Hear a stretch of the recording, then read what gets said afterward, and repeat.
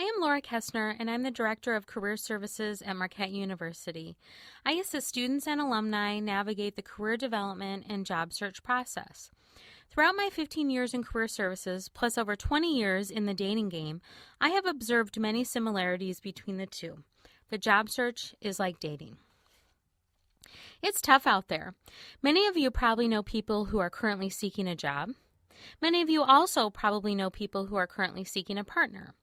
While the odds are in your favor for both adventures, it's important to recognize that this will take some work and effort. The first step to both the job search and dating is knowing who you are. In the job search, this entails knowing what skills you have that employers want. In dating, it means knowing what singles are looking for. Here is a list of qualities that employers seek and a list that my friends thought singles might seek in a partner. One of the most popular questions employers ask is, what are your strengths?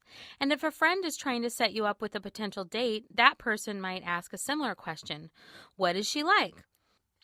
Having a list of at least 3 strengths or qualities readily available that describes you is helpful. At the same time, you need to know what you want. I often need to remind people that desperation never turns out well. Never settle. It's probably debatable as to which would be the worst case scenario, taking a job that's a bad fit or dating someone who's a bad fit. Set your goals.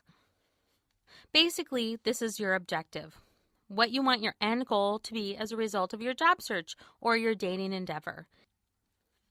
It may seem silly, but you need a purpose so you don't end up taking the first thing that comes along or end up on a date you end up regretting.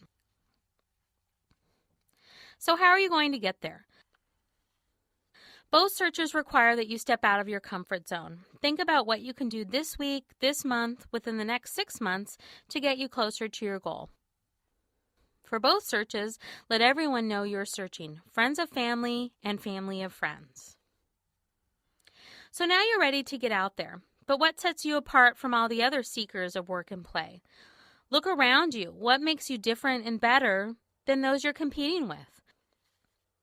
What makes you stand out is not only the impression you make during an interview or date, but the impression that you leave behind. Studies show that 85% of people find their jobs through networking, and I would bet that about 85% of my friends have found their significant others this way. If you didn't meet that special someone in college, chances are you met the one through a friend at a bar or some other networking activity. This is about your pickup line. One student I know met a man who would become his primary investor in his business after a conversation he had on his way to Daytona Beach for spring break. A second friend of mine met and dated for several months a man she met on an airplane from Chicago to Dubuque, Iowa. I once gave a friend's intro to a woman he said he found attractive without him knowing, because he was in the bathroom at a bar. When he returned, she was impressed both by how I described him and how he looked. So she literally bumped into him and started a conversation. They ended up exchanging numbers and having a few dates. I always tell my students, for your interview, employers can assume that this is the best you are ever going to look. The same is true for a date. If you can't rally for a big date or interview, then what are you going to look like on casual Friday or a Sunday afternoon stroll? Grab a friend with style and let them teach you a thing or two about how to look your best for work and for play.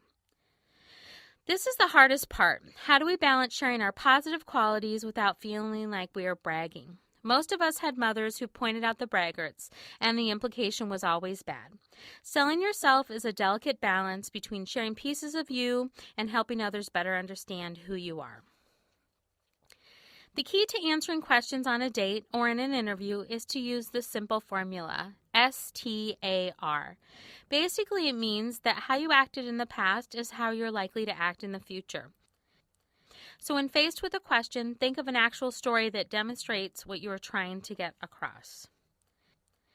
Believe it or not, many people think that because they can talk to anyone, they're good communicators. We've all met these people. They talk your ear off and leave you wishing you had never asked. Interviewing and dating take practice. Test out your communication skills on your buddies at the next happy hour. Dogs make great listeners too, but they provide very little feedback. One thing is certain, everything will change.